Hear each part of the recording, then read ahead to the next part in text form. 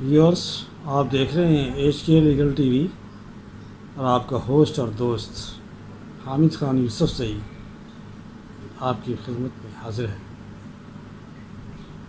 تو میرے چینل صرف اور صرف ایک عام عوام کے لیگل نالج کو بڑھانے کے لیے قانون کے تمام طالب علم، چاہے وہ جوڈیشری کے ایسپائرنٹس ہوں، چاہے وہ نئے وکیل ہوں، چاہے وہ لاء کے اسٹوڈنٹ ہوں، تو سب کے لیے ہے۔ اس لیے میں گزارش کروں گا کہ آپ کو اگر لیکچر پسند آتا ہے، میری باتیں پسند آتی ہیں، تو چینل سبسکرائب کیجئے تاکہ آپ کو پر وقت میرا لیکچر ملتا رہے، اور بیل آئیکن کو پریس کر دیجیے۔ تو ایک ہمارے ہاں بڑا برننگ کویشچن ہے کہ ہمارے قانون کی کتاب کرمنل پروسیجر کوڈ میں یہ تو ایڈ کر دیا گیا ہے کہ 22A 22B اور 25 ان کے تحت آپ پولیس پرچہ درج نہ کرے تو آ سکتے ہیں، اور ہر ڈسٹرکٹ اینڈ سیشن جج، ایڈیشنل ڈسٹرکٹ اینڈ سیشن جج کو just ex officio justice of peace قرار دے دیا گیا، جو آج کی بات نہیں ہے۔ یہ تو جب CRPC بنی تو سیکشن 22 اس میں موجود تھا، اور جسٹس آف پیس جو ایکس آفیشیو ہے وہ بھی موجود تھے، جس میں ڈسٹرکٹ اینڈ سیشن جج کو بھی justice ex officio justice of peace کا درجہ حاصل ہے۔ اب اس کو ایکٹیویٹ کر دیا گیا ہے ہمارے ہاں کرمنل لاء امینڈمنٹ آرڈیننس 2002 کے ذریعے۔ اب وہ ایک آرڈر پاس کرتا ہے ہمارا ex officio justice of peace district and session جج یا ایڈیشنل ڈسٹرکٹ اینڈ سیشن جج، تو پولیس چونکہ ہمارے ہاں کچھ بہت ہی زیادہ پاورفل ہے، اور ہم اسے پولیس اسٹیٹ کہنے میں حق بجانب ہیں۔ یہ کیا وجہ ہے؟ ایک تو وجہ یہ ہے کہ ہماری لیگل فریٹرنٹی اس کے خلاف کنٹیمپٹ آف کورٹ میں چلی جاتی ہے۔ کنٹیمپٹ آف کورٹ نہیں بنتی کیونکہ یہ جوڈیشل آرڈر نہیں ہے، جوڈیشل پروسیڈنگ نہیں ہے۔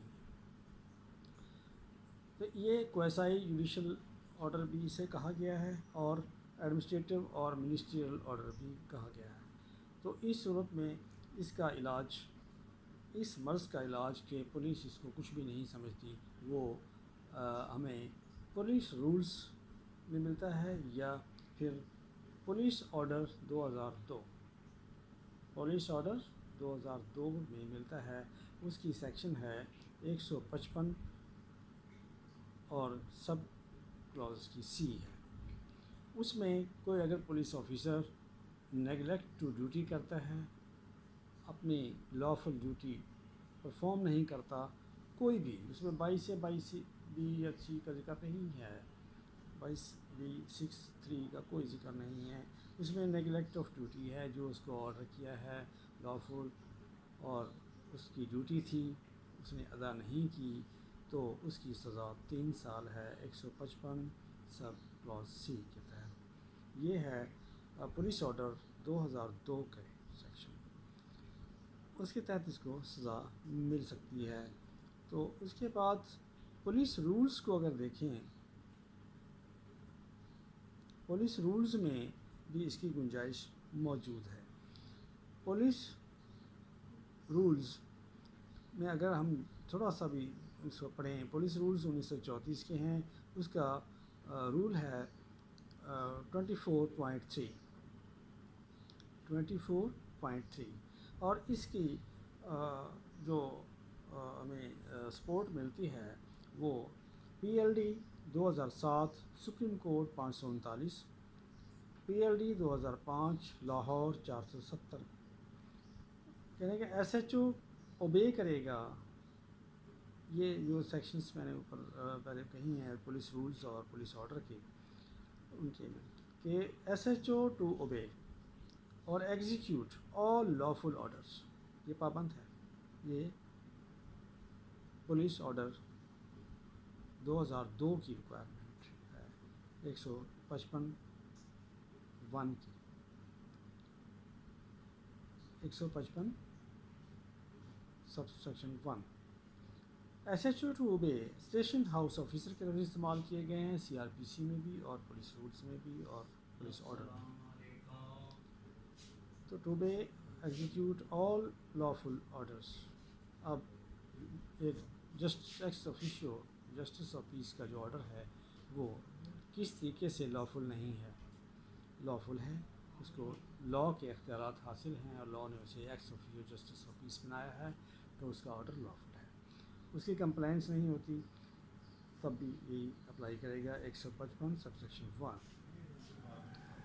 پھر justice can issue direction. Justice of پیس کیا کر سکتا ہے؟ وہ ایشو کر سکتا ہے direction to police authority.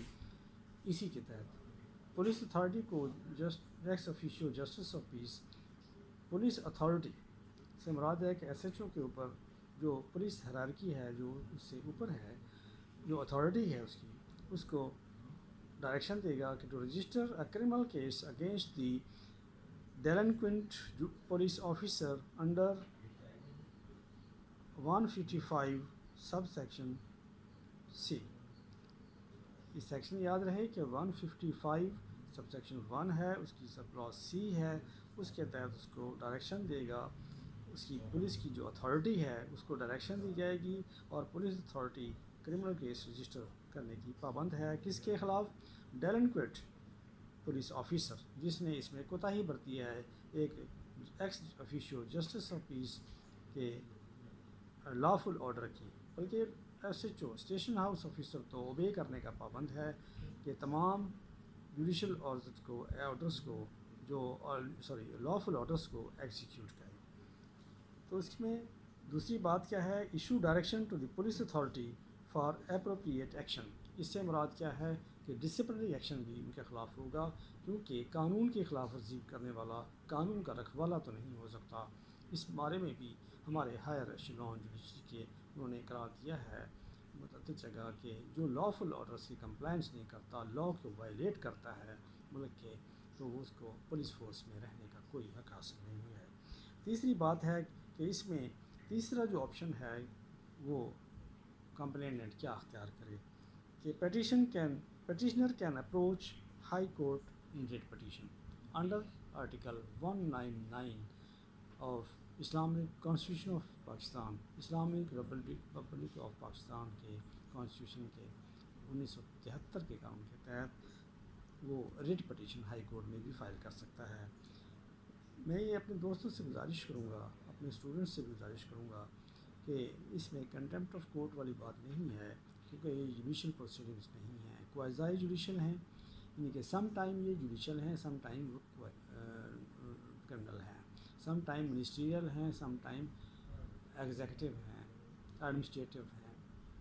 Judicial proceedings کی ڈیفینیشن سی آر پی سی میں واضح طور پر دی گئی ہے، اسے ہمیں ایک بار پڑھ لینا چاہیے کہ وہ جوڈیشل پروسیڈنگ ہے جس میں کوئی آفیسر اوتھ لے سکتا ہے، آن اوتھ ایویڈنس ریکارڈ کر سکتا ہے، ایسا نہیں ہے اس میں۔ تو یہ ایک سمری سا آرڈر ہوتا ہے، اور اس کی اتھارٹی، اس کا ریمیڈی جو ہے وہ میں نے بیان کر دی ہے، عرض کر دی ہے، اس کو اڈاپٹ کرنا چاہیے، اور تاکہ ہم پولیس کو کسی طریقے سے بے لگام نہ ہونے دیں، اور عدالتوں کی مدد سے ہم لوگوں کو، عدالت کو بھی رہنمائی دینی چاہیے، اور اس کی مدد سے اس لاپرواہی کا، delinquency of the police officers کا سد باب کرنا چاہیے۔ ڈیلنکوینٹ کا مطلب لاپرواہی ہے، جو اس کو پس پشت ڈال دیتے ہیں ہماری عدلیہ کے آرڈرس کو۔ تو جب تک لیگل فریٹرنیٹی آگے نہیں آئے گی تو یہ کام نہیں بن سکے گا، اور عام عوام کو بھی اس بات سے آگاہی ہونی چاہیے کہ ہمارے پاس کیا کیا ریمیڈیز موجود ہیں۔ تو میں سمجھتا ہوں کہ اپنی بات سمجھانے میں کافی حد تک کامیاب رہا ہوں، پھر بھی اگر کوئی بات کوتاہی رہی ہو تو میں سمجھتا ہوں کہ اسے کمنٹس میں یا میں ڈسکرپشن میں لکھ دیتا ہوں، مجھ سے کانٹیکٹ کر سکتے ہیں۔ اللہ حافظ۔